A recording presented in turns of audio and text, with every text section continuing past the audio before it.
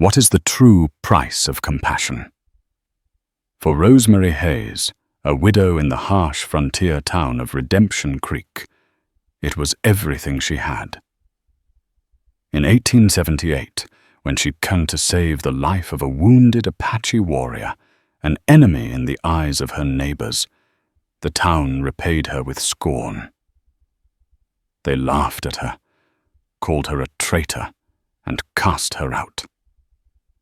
But they never imagined that this one act of defiance would unravel a dark conspiracy of greed and murder that held their entire valley in its grip. This is the story of how the woman they mocked became a legend to the very people they feared, and how the Apache came to call her by a name worth more than all the gold in the territory's keeper of honor. The dust of redemption. Creek settled on everything, a fine red powder that coated sorrows and secrets alike. For Rosemary Hayes, it was the dust of a life paused. It had been 2 years since her husband Franklin, a geologist with more dreams than luck, had been found dead at the base of the Black Mesa, the victim, the town concluded, of an Apache raiding party. Since then, Rosemary lived in the small adobe house at the edge of town, a place where the settled world frayed into the vast, untamed wilderness. She kept to herself, tending her garden, selling herbal remedies to the few who still spoke to her, and carrying her grief like a shawl. On a blistering July afternoon, that fragile peace was shattered. A frantic shout from a boy named Timothy, the blacksmith's son, sent a ripple of alarm through the main street. They got 1. Sheriff got an Apache. Doors creaked open. Faces hard and sun-beaten peered out. Rosemary watched from her window as Sheriff Bo Garrett, a man whose authority came more from the size of his gut and the shine of his badge than from any sense of justice, rode proudly into town. Slumped over the horse in front of him was a near-naked man, his dark skin slick with blood and sweat. He was Apache. His hands were bound, and a bloody gash ran from his temple down his cheek, another deeper wound weeping crimson onto the horse's flank from his side. Sheriff Garrett hauled the man from the horse and dumped him in the center of the street like a sack of grain. The Apache warrior groaned a low, guttural sound of profound pain, but his eyes, when they briefly fluttered open, burned with a defiant fire that stunned Rosemary. Found this heathen skulking near the old Double H line, Garrett boomed, playing to the gathering crowd. Bartholomew Higgins, the owner of the sprawling Double H ranch and the unofficial king of Redemption Creek, stepped from the saloon, a satisfied smirk on his face. "Good work," Sheriff Higgins said, his voice smooth as whiskey, but with an undertone of cold steel. "Another one of them won't be bothering our cattle." A murmur of approval went through the crowd. Martha Pritchett, the portly wife of the general store owner, spat on the ground. "Let him bleed out. It's what they deserve after what they did to poor Franklin Hayes." The mention of her husband's name was a physical blow to Rosemary. She saw the sideways glances, the mix of pity and accusation. The town had decided the Apache were a monolithic evil, the source of all their hardships. "What'll you do with him, Sheriff?" someone called out. "I aim to let him bake a while," Garrett declared with a cruel grin. "Then we'll hang what's left as a warning to his friends." Laughter erupted. It was a harsh, ugly sound that grated on Rosemary's soul. They were laughing as a human being, regardless of his tribe or alleged crimes, lay dying in the dirt. He was barely conscious, his breathing shallow and ragged. She saw the flies already beginning to gather at his wounds. Something inside her, a core of decency inherited from her father. A country doctor snapped, before she could second-guess the impulse Rosemary was pushing through the crowd. hush fell as she knelt beside the wounded man. "What in God's name do you think you're doing?" "Mrs. Hayes." Sheriff Garrett demanded his hand moving to the butt of his pistol. Rosemary ignored him. She gently touched the man's neck, feeling for a pulse. It was faint, thready. "He's dying," she said, her voice clear and steady, though her heart was hammering against her ribs. "That's the point," Bart Higgins sneered. "Step away from him. This is town business." Rosemary looked up, her gaze sweeping over the hostile faces. She saw Martha Pritchett, Sheriff Garrett, Bart Higgins, and dozens of others who had once been her friends and neighbors. Now they looked at her with contempt. "This is a human being," she stated, her voice rising, "and I will not stand by and watch a man die in the street like a dog." "He's an Apache," Martha Pritchett shrieked. "The same kind that murdered your husband. Have you no shame?" The laughter started again, louder this time, laced with mockery. "Look at her. The widow Hayes playing nursemaid to a redskin." A ranch hand hollered. "Maybe she's lonely."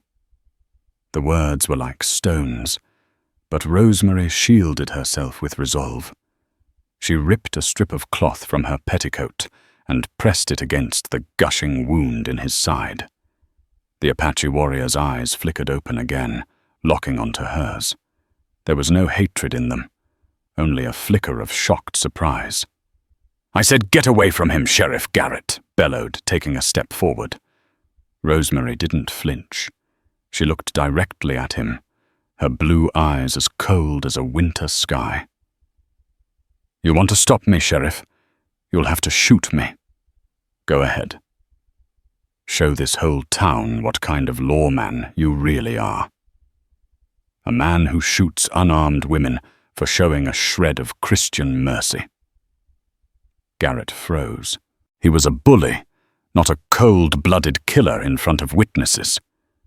He glanced at Higgins, who gave a slight, almost imperceptible shake of his head. The entertainment wasn't worth the complication.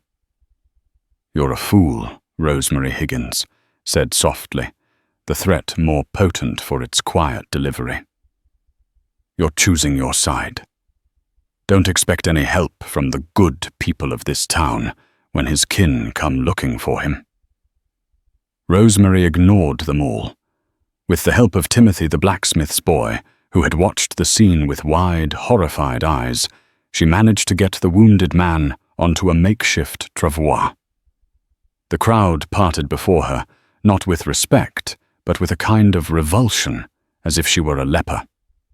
The laughter had died, replaced by a simmering, venomous silence that was somehow worse. As she dragged the wounded Apache toward her small home, she knew she had crossed a line. She was no longer just the grieving widow. She was an outcast, a traitor. She had defied the town, the law, and the powerful man who ran it all for a stranger the world had told her to hate. She didn't know his name or his story, but as she closed her door against the judging eyes of Redemption Creek, she knew one thing for certain. Her life and the life of this town would never be the same. The small adobe house became a fortress and a prison. Rosemary barred the door and covered the windows, shutting out the world that had so quickly turned on her. The air inside was thick with the scent of blood dust and the potent herbs she brewed on her stove. The Apache warrior lay on Franklin's old cot, drifting in and out of consciousness. Cleaning his wounds was a gruesome task. The gash on his face was deep, but it was the one in his side that threatened his life. It was ragged, torn by a bullet that had gone clean through, but it was already showing signs of infection. Working by the flickering light of a kerosene lamp, Rosemary used skills her father had taught her. She boiled water, sterilized her sharpest knife in the flame, and prepared a poultice of yarrow to stop the bleeding and willow bark for the fever she knew would come. For 3 days and nights, she was his keeper. She bathed his feverish skin, forced sips of willow bark tea and thin broth between his cracked lips, and changed the dressing on his wounds until her own hands were raw. During his bouts of delirium, he spoke in his native tongue, words that were meaningless to her, but their tone was one of anguish and urgency. He thrashed in the cot, his hands reaching for an unseen enemy, his voice calling out names she didn't recognize. But a few words spoken in broken, guttural English snagged her attention. Silver bullet, not raid, stolen water, Black Mesa. The mention of Black Mesa sent a chill down her spine. That was where Franklin had died. The sheriff's report had been simple, an Apache arrow in his back while he was prospecting. But Franklin hadn't been prospecting for gold or silver. He had been mapping rock strata, obsessed with a theory about underground water tables. The real wealth in this desert, Rosie, he used to say, isn't rock, it's water. The town's retribution was swift and silent. No one came to her door. When she sent young Timothy to the general store for flour and salt pork, Mr. Pritchett refused to sell to him. Tell the squaw lover she can eat grass with her pet, he'd snarled. The boy, shamed and frightened, never came back. Her small garden became her only source of food. Loneliness was a constant, heavy presence. In the dead of night, she would sit by the window, peering through a crack in the curtains at the town sleeping under a blanket of stars. She saw Sheriff Garrett make his rounds, deliberately pausing in front of her house for a long, intimidating moment. She saw ranch hands from the Double H ride by, their laughter loud and cruel in the quiet air. She was isolated, a pariah in her own home. During those long hours, doubt became her tormentor. Was she a fool? Had she thrown away her life for a man who might, upon waking, try to kill her? Was Martha Pritchett right? Was this a betrayal of Franklin's memory? She would look at her husband's worn geological hammer hanging on the wall, then at the sleeping Apache. The two images warred in her mind. On the 4th day, the fever broke. Rosemary was dozing in a chair, utterly exhausted, when a sound startled her awake. The Apache was sitting up, his dark eyes, clear and intelligent, fixed on her. He was weak, but the delirium was gone. For a long moment, they simply stared at each other. The silence was not hostile, but heavy with questions. Water, he finally rasped, his voice rough. Rosemary fetched him a cup, her hand trembling slightly. He drank it down, his eyes never leaving her face. He gestured to the empty cup, and she refilled it. After the second cup, he leaned back against the wall, his gaze sweeping the small room before settling on her again. Why, he asked. The single word held a world of meaning. Why did you help me? Why did you risk everything? Rosemary sank back into her chair. I don't believe in letting a man die in the dirt, she said simply. He studied her, his expression unreadable. They call you traitor. It wasn't a question. He must have heard the shouts. They call me many things, Rosemary replied, a weary bitterness in her voice. It doesn't make them true. My people, he said, his voice, stronger now, would have killed you for touching a warrior's wounds without permission. But they would not have let you do it, and then mocked you. He seemed to find the town's behavior a deeper insult than any violence. He tried to shift his weight and winced, his hand going to his side. Be still, Rosemary commanded, moving to his side. The wound is closing, but it will open again if you're not careful. As she checked the dressing, her fingers brushed against his skin. There was no revulsion, only a clinical focus. But for the first time, she saw him not as a patient or a symbol, but as a man. He was young, perhaps only a few years older than she was, with a face that, if not for the fresh scar, would have been strikingly handsome. It was a face built for harsh sunlight and open spaces, not the dim confines of her home. "You are the widow of the rock man," he stated. Rosemary froze. How do you know that I saw you at his burying?" "You stood alone like a pine on a high ridge." His gaze was intense. "My people did not kill him." Rosemary's heart leaped. The sheriff said, "The sheriff speaks with the tongue of the snake that serves the big rancher." Higgins, the warrior, interrupted, his voice laced with contempt. "Your man was killed by a white man's bullet. The arrow was put thereafter, to start a fire between my people and yours, a fire that helps Higgins. It was too much to absorb. A lie. Franklin's death, the foundation of the town's hatred, a lie." Why, she whispered. Why would he do that? The same reason he ambushed my hunting party. The Apache said, his eyes hardening. Land. Water. He wants the land by the Silver Creek, where our winter camp is.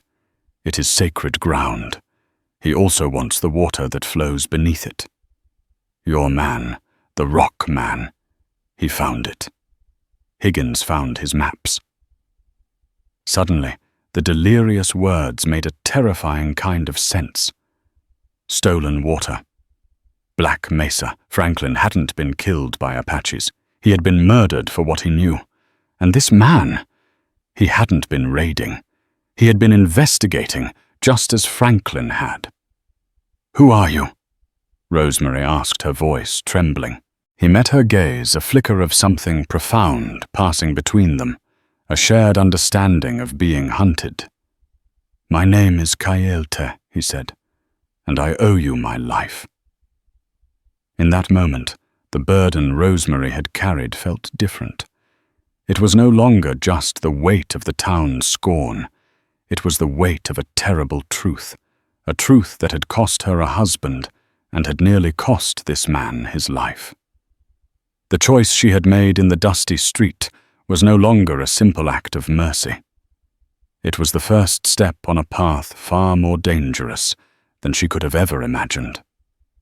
The days that followed transformed the small house into a clandestine world of healing and revelation. With his fever gone, Kaelte recovered with a speed that astonished Rosemary. His body, honed by a life of hardship and discipline, seemed to knit itself back together. He began to move around the house, his steps quiet and sure, a stark contrast to her own anxious pacing. They spoke in hushed tones, piecing together a puzzle of immense greed. Kaelte described the ambush in detail. It wasn't a battle. It was a slaughter. 10 of his kinsmen, on a ceremonial hunt far from any white settlements, were cut down by rifle fire from the rocks above. The attackers were white men, their faces smudged with dirt, but he recognized 2 as Double H riders. He was wounded in the first volley, but managed to crawl into a crevice where he lay hidden as the attackers moved among the dead planting arrows and taking scalps to create their false narrative. "They use our ways against us," Kaelte said, his voice, a low, dangerous rumble. "They make us look like the savages they call us, so they can take what is ours." He explained that his people of the Chiricahua held Silver Creek and its surrounding mesas as sacred. It was not just a place for a winter camp. It was where their ancestors were buried, where the spirits of the mountain dwelled. The water Franklin had discovered was the lifeblood of this sacred land. "Higgins wants to push my people out," Kaelte continued. "He creates fear in your town, turns them against us. He uses the sheriff to enforce his lies. If the people believe we are murderers, they will support a war against us. Then the army will come, and we will be driven onto a reservation of barren rock. Higgins will take the land and the water, and no one will question him. It was a conspiracy so vast and cynical, it made Rosemary feel dizzy. The entire town was a pawn in Bart Higgins' brutal game. Her own grief had been manipulated, weaponized, to fuel the hatred he needed. One evening, as Rosemary was changing the dressing on his side for what she hoped was the last time, Cruelty stopped her. "There is something you must see." He guided her hand to the puckered flesh of the exit wound. With a grimace of pain, he pressed around the area. He had been doing this secretly for days, working something out. With a final pained grunt, he used his fingernails to pry a small, flattened piece of metal from just beneath his skin. It wasn't the bullet itself, but a piece of the casing that must have fragmented and traveled with it. He dropped the distorted brass piece into her palm. "Look closely," he urged. Rosemary held it to the lamplight. It was small and bent, but on the flattened base, she could make out a distinct marking, 2 interlocking H's, the brand of the Double H Ranch. "Higgins orders his ammunition custom-made," Cruelty explained. "He is a vain man. He puts his mark on everything he owns, including his bullets." This was it. Not just a story, but physical proof. It was a tiny piece of brass, but it held the power to bring down an empire built on lies. Rosemary stared at it, her fingers closing around the metal. It felt warm, as if it still held the heat of violence.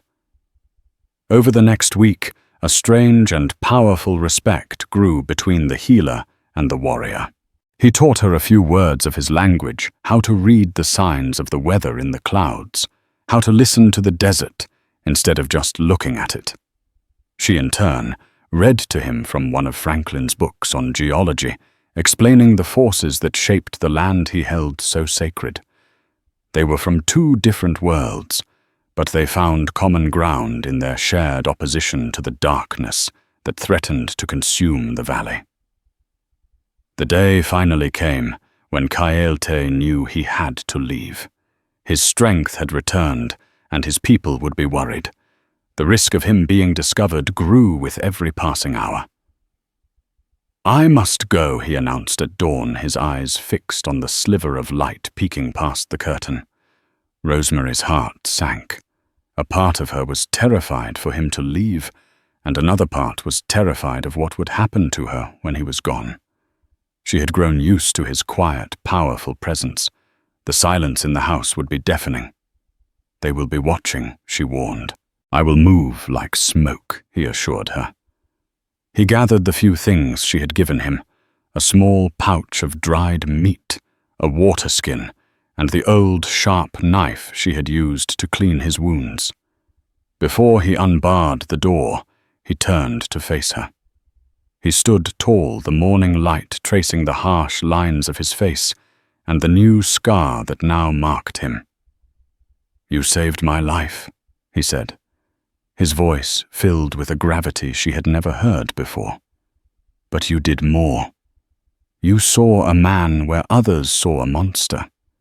You listened to truth when others celebrated lies. In my tribe, honor is not a word. It is a thing you carry, a thing you protect. You have protected the truth of what happened to my people and to your husband. You have protected my honor by believing me." He reached into a small leather pouch tied at his waist, one he had managed to keep hidden. He pulled out a single perfect eagle feather, its tip dyed a deep earthy red. He held it out to her. "My people will know what you have done," he said. "When they see this, they will know you are a friend. They will know you are to be protected. From this day when they speak of you, they will not use your white name. They will call you Keeper of Honor." Tears welled in Rosemary's eyes as she accepted the feather. It was soft and weightless in her hand, yet it felt heavier than gold. It was a promise, a title, a connection to a world she had never known. "Be safe, Caelte," she whispered. He gave a single, solemn nod. Then, as silent as a shadow, he slipped out the back door and vanished into the pre-dawn gloom. Rosemary stood alone in her house, the eagle feather clutched in one hand and the branded bullet casing in the other. The fear was still there, a cold knot in her stomach. But now it was mixed with something new, a fierce, burning resolve. Caelte had given her a name and a purpose. She was no longer just Rosemary Hayes, the grieving widow. She was the keeper of honor, and now she had a debt of her own to pay to her husband's memory, and to the truth. Her fight was just beginning. With Caelte gone, the silence of the small house pressed in on Rosemary. The town's hostility, once a distant murmur, became a palpable threat. Her garden was trampled one night, the tender squash vines crushed under heavy boots. A rock crashed through her window, a piece of paper tied around it with the word "traitor" scrawled in charcoal. Sheriff Garrett made it a point to ride past her house a dozen times a day, his presence a constant, silent warning. But fear had been burned away by purpose. Rosemary knew she couldn't outfight Bart Higgins or outrun Sheriff Garrett. She had to outsmart them. Her weapons were not guns or knives, but the truth, the branded bullet casing, and her own mind. Her first move was to visit the one man in town she thought might still possess a conscience, Dr. Alistair Finch. He was an old, cantankerous man who had been her father's contemporary and rival. He had publicly scoffed at her herbal remedies, but had privately admitted her skill after she'd set the blacksmith's arm better than he could have. She found him in his office smelling of antiseptic and stale pipe smoke. He looked up from his desk, his expression sour. "Rosemary, I'd heard you'd taken in a stray. A dangerous one at that."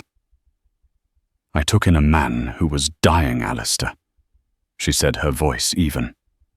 She placed the small, distorted bullet casing on his cluttered desk. "Does this look familiar to you?" Dr. Finch picked it up, squinting through his spectacles. He grunted. "Looks like a custom casing. Bartholomew Higgins has his stamped like this. Arrogant fool. It's the casing from the bullet I dug out of that stray," Rosemary said, her eyes locked on his. He wasn't raiding the Double H. He and his hunting party were ambushed by Higgins's men. The doctor's face paled slightly. He put the casing down as if it were hot. "Those are dangerous accusations, girl. Higgins owns this town lock, stock, and barrel. He owns the sheriff.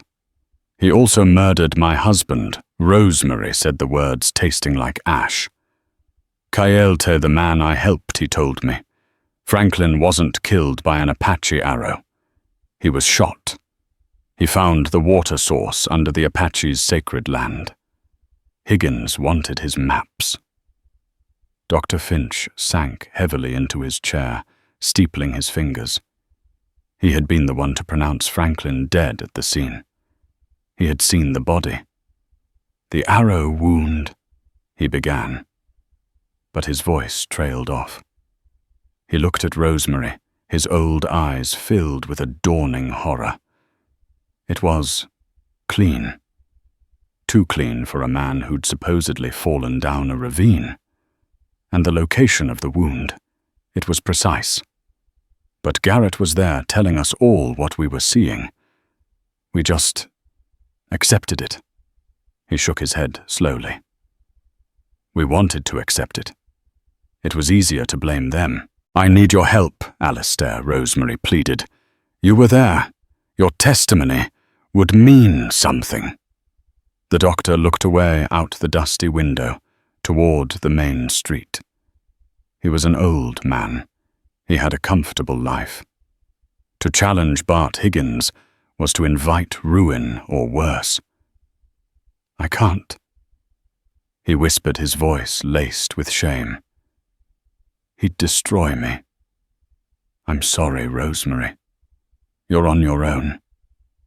Rosemary left his office, feeling a cold dread. If a man like Dr. Finch was too afraid to stand up, what hope did she have? Her despair drove her to search for something more, something undeniable. She tore through Franklin's old belongings, which she had packed away in a large trunk. She unrolled his maps, his survey notes, his journals. For hours she pored over his meticulous handwriting, her heart aching with every familiar swirl of his pen. Most of it was technical data meaningless to her. But then she found it. Tucked into the back of his final journal was a folded, hand-drawn map. It was separate from his official surveys, drawn with more haste and urgency. It showed the area around Silver Creek and the Black Mesa. But this map had notes scrawled in the margins. Notes that made her blood run cold. Higgins knows. Followed me today. Asked too many questions about water tables. He's no fool.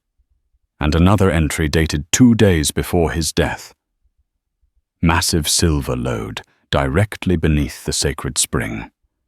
The water is secondary. A distraction. He wants the silver. He offered to buy my silence. I refused. I fear I have made a powerful enemy. It wasn't just about water. It was about a fortune in silver ore hidden beneath land the Apache would die to protect. Higgins hadn't just murdered Franklin to secure water rights for his ranch. He'd murdered him to steal a mountain of silver. The fabricated Apache war was the perfect cover to drive them off the land so he could bring in his own mining operation. Armed with this terrifying new knowledge, Rosemary knew she couldn't stay silent. She had to expose him whatever the cost. Her next stop was the one place she knew she was not welcome, the sheriff's office. She walked in without knocking. Sheriff Garrett was sitting with his boots on his desk, cleaning his pistol. He looked up, a look of genuine surprise, followed by a contemptuous sneer. "Well, look what the cat dragged in," he drawled. "Come to confess to aiding and abetting a fugitive. I've come to report a murder," Rosemary said, her voice shaking but resolute. She held up Franklin's journal. "The murder of my husband, Franklin Hayes, and it wasn't an Apache who did it." Garrett's eyes narrowed. He slowly took his feet off the desk. "You're hysterical, woman. Grief's addled your brain." "Was it grief that addled my brain when I found this?" she asked, placing the H bullet casing on his desk next to his pistol. "I took this from the man you left for dead. The man you accused of raiding. He was shot by a H rifle." The sheriff stared at the casing. For a fraction of a second, a flicker of panic crossed his face before it was replaced by a mask of cold fury. He stood up, his bulk filling the small office. "You're making a big mistake," he said, his voice dropping to a low growl. "You've been listening to the lies of a savage. Now you come in here making wild accusations." "And I have Franklin's journal," she pressed on, holding it up like a shield. His last entries. He wrote that Bart Higgins discovered a silver lode on Apache land. He wrote that Higgins tried to buy his silence and that he was afraid. Garrett lunged, not for the journal, but for her. He grabbed her arm, his fingers digging into her flesh like talons. "You will give me that journal, and you will forget this fantasy. You will go home, and you will keep your mouth shut. Or so help me God. I will lock you in a cell so deep, you'll forget the sun." Suddenly the office door swung open. Bart Higgins stood there, his face a thundercloud. He had clearly been summoned by a deputy. He took in the scene Garrett manhandling Rosemary, the journal in her hand, the casing on the desk. "Bo, release her." Higgins commanded, his voice calm, but edged with menace. Garrett reluctantly let go. Rosemary stumbled back, rubbing her bruised arm. Higgins stepped inside, closing the door behind him. The air crackled with tension. "Rosemary," he said, his tone one of disappointment, like a father scolding a wayward child. "I truly am sorry for your loss. It seems it has affected you more deeply than any of us knew.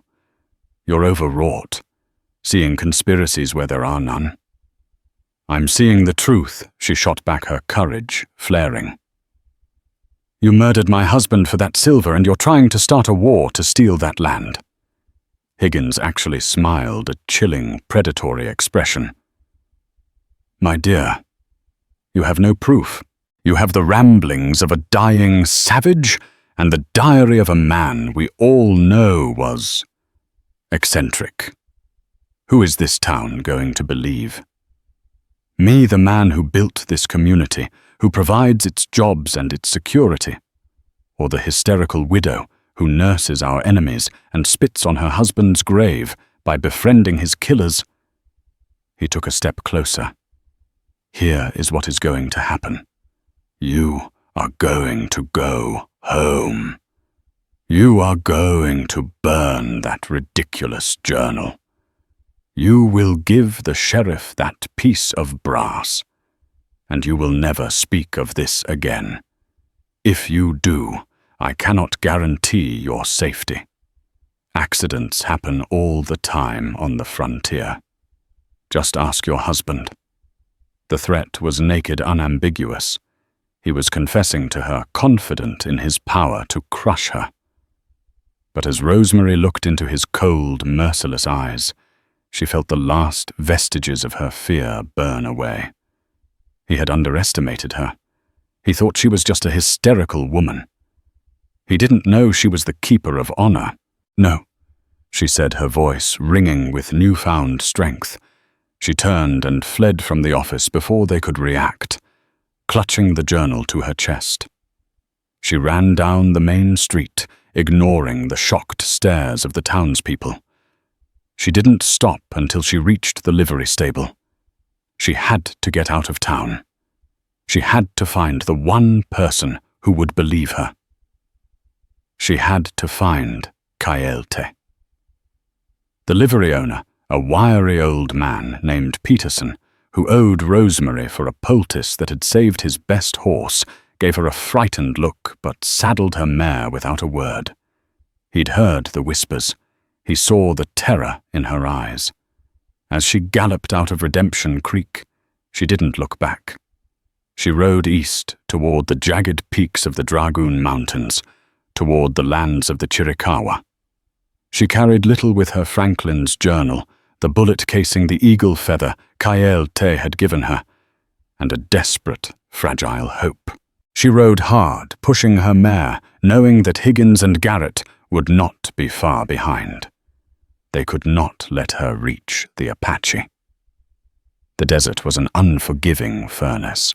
The sun beat down, and the heat rising from the sand created shimmering illusions in the distance. Twice she thought she saw riders behind her, and her heart pounded with terror. She pushed on her thirst, a burning torment in her throat, her body aching with every stride of the horse. She was a healer, a gardener, not a frontierswoman used to such hardship. But the image of Franklin's last journal entry, and the cold evil in Bart Higgins's eyes, fueled her beyond her limits. After a day and a half of relentless travel, she was nearing exhaustion. Her horse was lathered and stumbling. She had found Silver Creek, a meager trickle of water in the vast dryness, and was following it into the foothills. It was here, as the sun began to set, that they found her. Not Higgins's men, but two Apache riders. They appeared as if from the earth itself, silent and formidable on their painted ponies. They carried rifles, and their faces were stern, impassive masks. Rosemary's heart leaped into her throat. They flanked her, bringing her to a halt. One of them spoke in his own tongue, the words sharp and questioning. Rosemary's hand trembled as she reached into her saddlebag. She pulled out the eagle feather, its red tip vibrant against the dusty landscape, and held it up. The two warriors stared at the feather. A flicker of recognition of surprise passed between them. They exchanged a few low words. The lead rider nodded slowly. He gestured for her to follow his demeanor, shifting from hostile to cautiously neutral. They were her escorts now, not her captors. The feather had been her passport. Kael-Te had kept his word. They led her deep into a hidden canyon, where a small encampment was nestled cleverly concealed from view. The scent of wood smoke and roasting meat filled the air. Women looked up from their work, and children stopped their play to stare at the white woman being brought into their camp. An older man, his face a magnificent tapestry of wrinkles and wisdom. His bearing noble and commanding emerged from the largest wickiup. This had to be the chief. Before anyone could speak, a figure appeared from the shadows of the canyon wall. It was Kael-Te. He was still healing, but he stood tall and proud among his people. A look of profound shock and concern crossed his face when he saw her. "Keeper of honor," he said, his voice a mixture of awe and alarm. "What has happened? Why are you here?" "They know," Rosemary panted, sliding wearily from her horse. "Higgins and Garrett. They know that I know the truth." She stumbled, and Kael-Te caught her, his grip strong and steady. She explained everything in a rush. Dr. Finch's fear, the discovery of the journal, the silver load, the confrontation in the sheriff's office, the open threat on her life. She handed the journal to Kael-Te. The chief, whom Kael-Te introduced as his father, Nantan, listened intently as his son translated Rosemary's story. When Kael-Te read the passages from Franklin's journal aloud in their language, a low, angry murmur spread through the assembled warriors. He then showed them the branded casing. The proof was irrefutable. The white man's greed was a poison that sought to kill them all. Just as Nantan was about to speak, a scout perched high on the canyon rim let out a sharp cry. He pointed back the way Rosemary had come. A dust cloud was rising against the twilight sky. A large one. Higgins Kael-Te said, his voice grim. "He has come." Panic seized Rosemary. "He's come to kill us all." "He has come for a battle. He started." Nantan corrected her, his voice like the rumbling of distant thunder. "He does not know we have the truth on our side." Higgins Garrett and a posse of nearly 30 deputized ranch hands and fearful townsmen rode into the mouth of the canyon, their rifles held ready. They expected to find a small, unsuspecting band of savages. They did not expect to see the Chiricahua warriors arrayed before them, not in a defensive crouch, but standing tall and resolute, with Kael-Te and his father at their head. And they certainly did not expect to see Rosemary Hayes standing beside them. "Well, well," Higgins called out, trying to project confidence, though a flicker of unease showed in his eyes. "It seems the traitor has found her new home.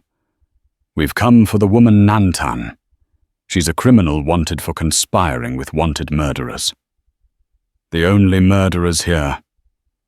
Higgins are the ones who ride with you." Kael-Te's voice rang out clear and powerful across the canyon. He held up the bullet casing. This was fired from a double-H rifle. "It is the bullet that wounded me, after you killed my kinsman."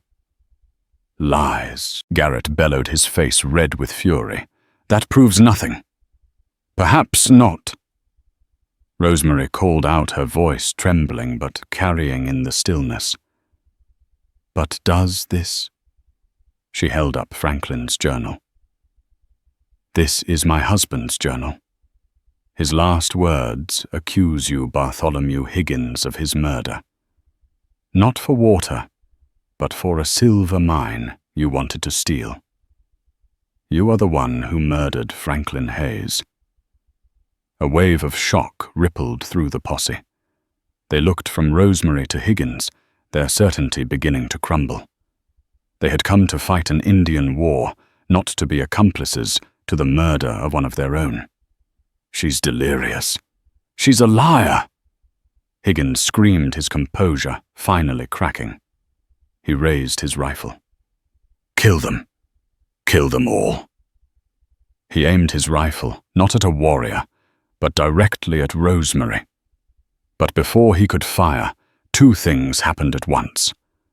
A single shot rang out, but it wasn't from Higgins' rifle. It came from within the posse. One of the younger ranch hands, his face pale with horror and guilt, had fired his pistol into the air. "She's telling the truth!" he yelled. "I was there. We shot them down from the rocks. Higgins made us do it." At the same instant, a figure stepped out from behind a boulder near the posse. It was Dr. Alistair Finch, holding an old shotgun. "He's right," the doctor said, his voice shaking but firm. "Bartholomew Higgins is a murderer and a liar." I examined Franklin Hayes's body. I let this man and his puppet sheriff convince me to ignore what I saw. I will not be silent any longer. The posse dissolved into chaos. Men lowered their rifles, their faces a mixture of confusion, disgust, and fear. They had been lied to, used as a private army, to cover up a murder. Higgins, his face a mask of pure rage, turned his rifle on the dissenting ranch hand. But Sheriff Garrett, seeing the tables, had turned catastrophically, made a desperate move. He spurred his horse, trying to flee back down the canyon. Coyote, moving with astonishing speed, threw a bola he had been holding. The weighted cords wrapped around the legs of Garrett's horse, sending the animal tumbling to the ground. The sheriff was thrown clear landing in a heap in the dust the wind knocked out of him. Higgins was now alone, surrounded by the accusing eyes of the Apaches, his own men, Dr. Finch and Rosemary. His empire had crumbled in a matter of minutes. His face contorted in a snarl of defeat, and he threw his rifle to the ground. The dust began to settle in the twilight. There had been no battle, no massacre. There had been a reckoning brought about not by bullets and hatred, but by the courage of a woman who had dared to listen, the guilt of a young man who could no longer bear a lie, and the bravery of an old doctor who finally chose his conscience over his comfort. Standing between two worlds, Rosemary Hayes, the keeper of honor, looked at the wreckage of Higgins's ambition and knew that the truth once unearthed was the most powerful weapon of all. The aftermath was a quiet, stunned affair. The disarmed posse led by Dr. Finch and the contrite young ranch hand took Bartholomew Higgins and the groaning Sheriff Garrett into custody. The ride back to Redemption Creek was not a triumphant return, but a somber procession of shame. The men who had ridden out so boldly for a righteous war now understood they had been the villains of the story, and their silence was heavy with the weight of that knowledge. The next day, a federal marshal summoned by a rider sent by Dr. Finch arrived from Tucson. Faced with the confession of his own hired man, the physical evidence of the bullet casing the damning words in Franklin's journal, and the testimony of Dr. Finch and Rosemary Higgins' fate was sealed. His empire of fear collapsed like a house of cards. The trial was swift. He and Garrett were sentenced to hang, not for starting a war with the Apache, but for the cold-blooded murder of Franklin Hayes. Redemption Creek was a town transformed. The easy hatred that had bound the community together was replaced by a difficult, soul-searching guilt. Neighbors who had laughed at Rosemary now avoided her gaze not out of scorn, but out of deep-seated shame.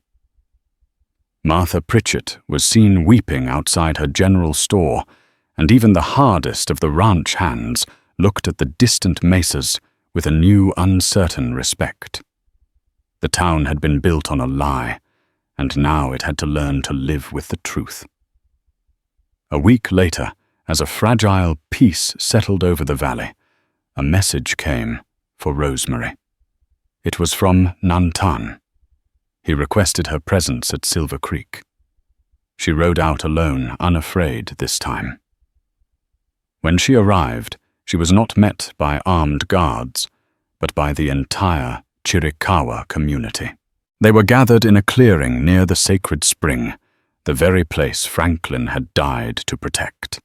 Nantan and Cayelte stood waiting for her. The old chief, his eyes filled with a deep, solemn wisdom, stepped forward. He spoke in his own language, his voice resonating through the canyon, while Cayelte translated for her. The white man's law has punished the ones who murdered your husband. Cayelte said, his voice soft.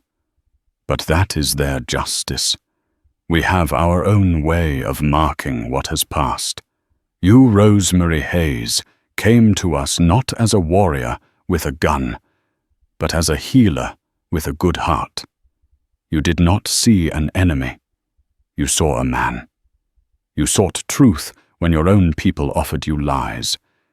You held our honor in your hands, and you did not let it fall.